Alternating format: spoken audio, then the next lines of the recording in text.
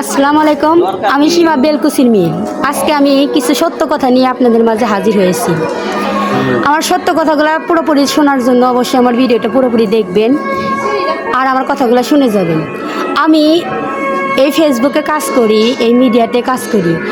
অনেকেই আছেন আমার পক্ষে কথা বলেন, আপু সুন্দর হয়েছে, দারুণ হয়েছে আপনার ভিডিও। অনেকেই বলে যে আপু লাইক কমেন্ট করলাম, সাপোর্ট করবেন, ভালোবাসা দিবেন, পাশে থাকলে পাশে পাবেন। একটা সত্য কথা কি, দেশের যে মন্ত্রী, প্রধানমন্ত্রী, সেও কিন্তু সবার ভোট পায় মন্ত্রী হতে পারে না। তার অর্ধেক থাকে দুই দল থাকে, অর্ধেক থাকে এক পক্ষের আর অর্ধেক থাকে বিপক্ষের। সবার ভোট পায় কেউ কখনো উন্নত হতে পারে না। তারপরে কি সে মন্ত্রী হওয়া বাদ দেয়? আপনারা হয়তো বা ভাবতেছেন যে আপনি কে নিজেকে মন্ত্রী হিসাবে তুলনা দিতেছেন। না ভাই, আমি মন্ত্রীর সাথে আমি নিজেকে তুলনা দিচ্ছি না, কিন্তু এই ফেসবুকে প্ল্যাটফর্মে আসছি আমি আপনাদের বিনোদন দেওয়ার জন্য, কথা বলার, আপনাদের সামনে আসার জন্য। সবার যদি অ্যাক্টিভিটি সবার এক থাকতো তাহলে পৃথিবীর রঙটা একই হতো। আল্লাহ তাআলা পৃথিবীতে 7 রঙের রঙিন করতো না।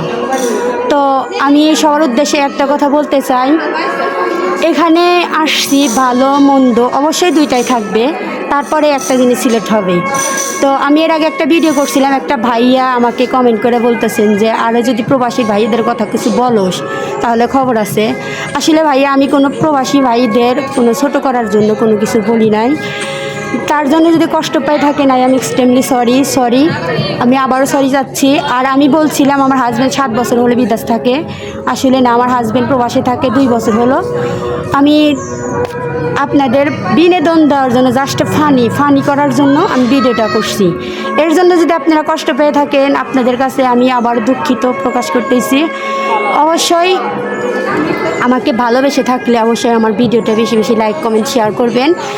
আর আমি কোনো প্রবাসী ভাইকে ছোট করার উদ্দেশ্যে আমি কোনো কিছু বলি নাই। আর এর জন্য যদি কোনো প্রবাসী ভাইয়ারা কষ্ট পেয়ে থাকে, কারণ আমার হাজব্যান্ড প্রবাসে থাকে, সে প্রবাস থেকে রোদে পুড়ে বৃষ্টিতে ভিজে আমাকে টাকা ইনকাম করে দেয়। সেই উপার্জনের টাকা খাই, আমি পড়ি এবং তার উপরে আমি নির্ভরশীল। আর আমি প্রবাসীকে ছোট করব, সে তো আমার অহংকার, সে তো আমার গর্ব।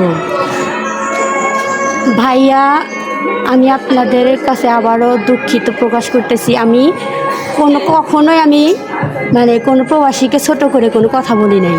প্রবাসী আমার গর্ব, প্রবাসী দেশের যুদ্ধ করলে যোদ্ধা হওয়া যায় না, কিন্তু প্রবাসীরা কিন্তু এদেশের ঠিক যুদ্ধ।